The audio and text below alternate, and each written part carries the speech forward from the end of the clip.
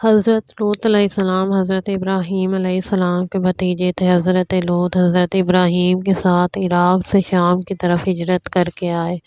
اللہ تعالیٰ نے حضرت لوط علیہ السلام کو نبوت دی۔ یہ ملک سدوم اور اس کے ارد گرد بستیوں کی طرف نبی بنا کر بھیجے گئے۔ لوط علیہ السلام جس قوم کی طرف نبی بنا کر بھیجے گئے تھے وہ بہت ہی گمراہ اور بے دین ہونے کے ساتھ بہت بے شرم واقع ہوئی تھی۔ پوری قوم ناپاک تھی۔ ان کی بیویاں بجائے عورتوں کے خوبصورت نوجوان لڑکے ہوتے تھے۔ یہ اتنی خراب حرکت ہے جو اللہ کو بے حد ناپسند ہے۔ حضرت لوط علیہ السلام نے اپنی قوم کو بہت سمجھایا، طرح طرح سے غیرت دلائی، ڈرایا دھمکایا، مگر کوئی اثر نہ ہوا۔ حضرت لوط علیہ السلام نے کہا، اے قوم، کتنی بری حرکت تم کرتے ہو۔ اے قوم، تم ایسی بے حیائی کا کام کرتے ہو کہ تم سے پہلے کسی نے نہیں کیا۔ اے قوم، غور تو کرو، سوچو تو صحیح، کتنا برا کام ہے، کتنے شرم کی بات ہے، کتنی بری حرکت ہے۔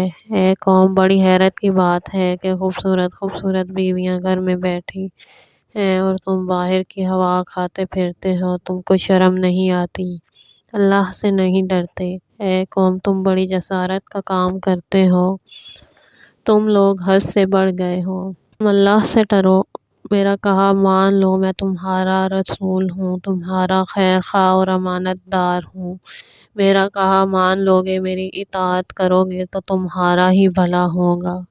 قوم، اللہ کے غضب سے ڈرو، اس بڑے دن کے عذاب سے ڈرو جس کے آنے میں کوئی شک نہیں۔ اے قوم، اگر میری اطاعت کرو گے، میرا کہا مان لو گے تو تمہارا ہی فائدہ ہے، میرا کوئی فائدہ نہیں۔ میں تم سے کچھ نہیں مانگتا، صرف اتنا سوال ہے کہ اپنی اس بری اور نازیبا حرکت سے باز آ جاؤ۔ اے قوم، اللہ سے ڈرو اور ان حرکتوں کو چھوڑ دو۔ قوم نے آپس میں کہا، لوط بڑے پاک صاف بنتے ہیں، ان کو اپنے ملک سے نکال دو، ہم ناپاکوں میں ان کا کیا کام۔ بہت پاک صاف بنتے ہیں تو جائیں کسی پاک صاف بستی میں، یہ کیوں ہمارے معاملات میں دخل دیتے ہیں۔ قوم نے حضرت لوط علیہ السلام سے کہا، اے لوط، اگر تم اپنے وعظ و نصیحت سے باز نہ آؤ گے تو ہم تم کو اس بستی سے نکال دیں گے۔ حضرت لوط علیہ السلام نے کہا، یہ دھمکی بھی خوب ہے۔ ارے میں اللہ سے چاہتا ہوں کہ تم سے نجات پاؤں۔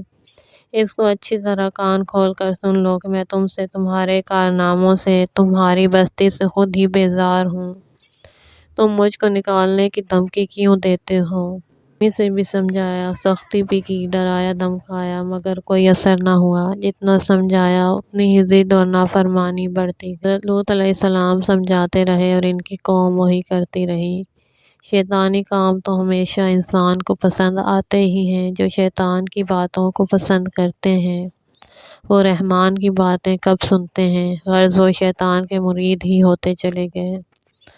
حضرت لوط علیہ السلام تنگ آ گئے۔ اللہ تعالیٰ بڑا بردبار، رحم و کرم کرنے والا ہے، اپنے بندوں کے گناہ کو دیکھتا جاتا ہے، مگر جب انسان انتہائی سرکشی پر اتر آتا ہے تو پھر اس کا غضب نازل ہوتا ہے، پھر اس کی سخت پکڑ ہوتی ہے۔ اللہ تعالیٰ اپنے غضب اور اپنی پکڑ سے سب کو محفوظ رکھے۔ حضرت لوط علیہ السلام کی قوم پر بھی مہربانی فرمائی، ان کو اس طرح تباہ و برباد نہیں کیا، بلکہ ان کو سمجھانے اور ان کو سیدھا راستہ دکھانے کے لیے حضرت لوط کو بھیجا۔ انہوں نے جہاں تک ہو سکا قوم کو سمجھایا، راہ راست پر لانے کی تدبیر کی، ڈرایا دھمکایا، مگر قوم کب ماننے والی تھی۔ اب اللہ تعالیٰ کو غصہ آیا۔ اللہ تعالیٰ نے اس قوم کو ہلاک اور برباد کرنے کا فیصلہ کر لیا۔